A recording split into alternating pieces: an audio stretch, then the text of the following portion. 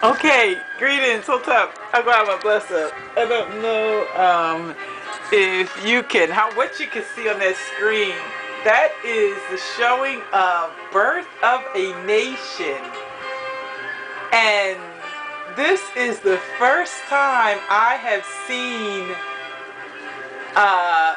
any of this that I recall seeing it. I probably saw some of it as a child. And don't recall, because this is considered an American classic. Yet I had occasion to come upon this silent flick, and even in the silence, of course, you can see, if you know it, that it speaks volumes to exactly what the title is, and that is A Birth of a Nation. And it is this is still the problem: racism, white supreme lunacy. This is the most hilarious thing at times. As I'm looking at this, it's just like hilarious. Who am I? You know me. I'm ABENA'S, the recovering African who is culturally enslaved in America via acts of domestic abuse and political terror.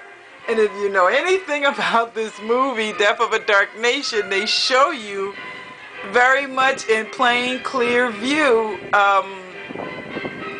how they have established their domestic abuse and their political terror, and why it was necessary for them to establish the system that they do have established, the political system. One scene that just played, and this is towards the end of the movie, yet the scene was where a white man in a very high position, political position or something, decides that it was inappropriate to have the Klan, the Ku Klux. Then it was just the Ku Klux, and people organized in their clans. So that's how I imagine they added the other K. And they organized the clans and the Ku Kluxers with their white hoods and everything. This white man, in terms of political structure, was interested in disbanding this. And it seems that this happened after the war against the North and the South, because they did say the North and the South did come together to protect their Aryan race, nation, and principles. Aryan, i.e. white supremacy, just plain old white. And look at this is just hilarious. So that's his payment, is that the quote-unquote mulatto man wants to marry his daughter. And that was the mulatto he missed. He just slipped into there. So we have to catch up on this. This is, let's see, I can see how much time we're going to. This is Death of a Nation. It's a silent film. It's an American movie classic. That is the woman, the southern white woman, these Negroes. And that is the mulatto who wants to marry her. And she is the daughter of the politician, him, who determined to help these blacks by getting rid of the Ku Klux Klan, and this was the outcome. So this assured in this nation that white men would not make a move when they were in a position of authority to do so. That they would make a move to assist black men, because when you assist black men, they desire to want more, and what they wanted, what he wanted, was this white man's daughter handing news of the danger to the little party in the besieged cabin. Yes, in the besieged cabin was the doctor who was an ex-slave master. Slavery has been abolished now, and this is early after slavery is abolished. He was arrested for being a member of the clans, who the mayor or whatever political position he held determined it should be disbanded. And that's his daughter, safe and sound back in his arm. Of course, he will never make that mistake again, because the black man wanted to marry his daughter in the end. And they did call him a mulatto. So it was clear he was of mixed ancestry, African and European. Probably, of course, since this is during the time in the right after the period of active legal enslavement, but we're still legal slaves. active enslavement, which wasn't legalized. It's legalized now, and it was legalized then, so it's always been legal slaves.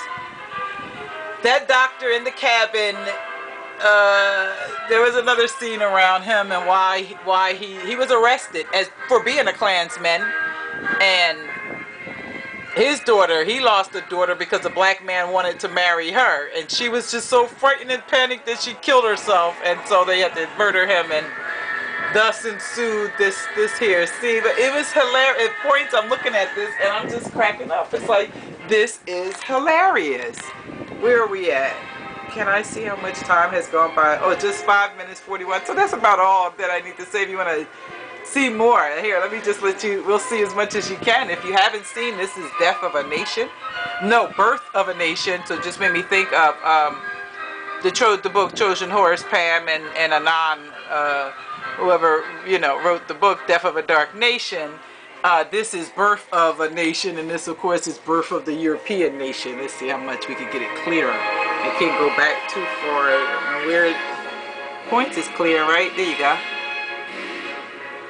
And, oh, yes, they had the scene where they called them, what did they call them? What kind of souls? Some type of souls. The black people who were helping the whites, doctor escape to this here cabin. What kind of not willing souls? Oh, what was the term they used for them? And it was the maids and the butler in the house, you know, the ex-slaves. They were ex-slaves, but they were still in their capacity and roles. There she is.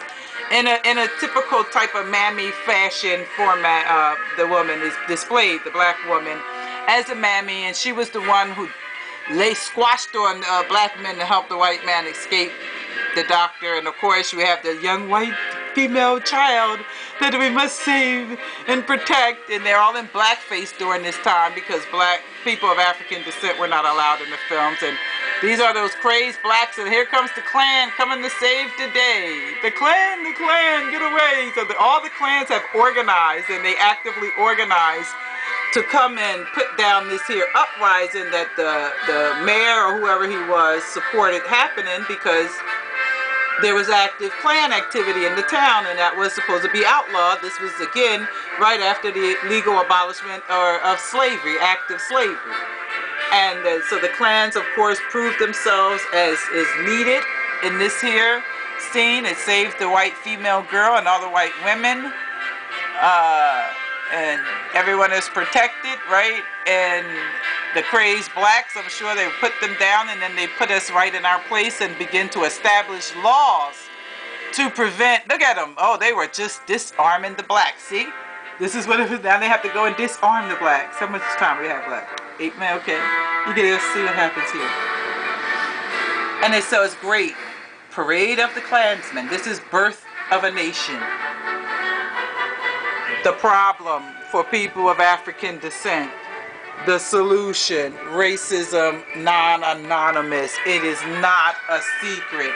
And as these were the white women, they protect, oh, look at them. Okay, the Klans protected these white folks in this town from the blacks, and look at them, just running like roaches. Just running like roaches back to their slave cabins and shit, right? And here's their parade, the parade of the Klansmen. That's what they told us it was, right? And it was at this point, it seemed, I suppose, that KKK was solidified in the birth of this nation. And of course, they all have their crosses on their chests. It is based on Christian principles. These are the true Americans as defined by them, Christian-oriented, white, and agriculturally inclined. And the agriculturally inclined part just means that you still, you know, so they had to get rid of that one. This is the next election. See, he was in a position of authority, and he moved to dismantle the Klans and supported the arrest of a white man in the face of blacks, and this was the outcome. Nope, okay. Can't go vote. The double, oh right, because a couple of them got married. There was a little love scene and showed that. So that is Birth of a Nation. This was my first time seeing any of it that I can recall. Uh-oh, I'm sorry again. Doing the best I can with what I have by myself here. And I thought I would share that.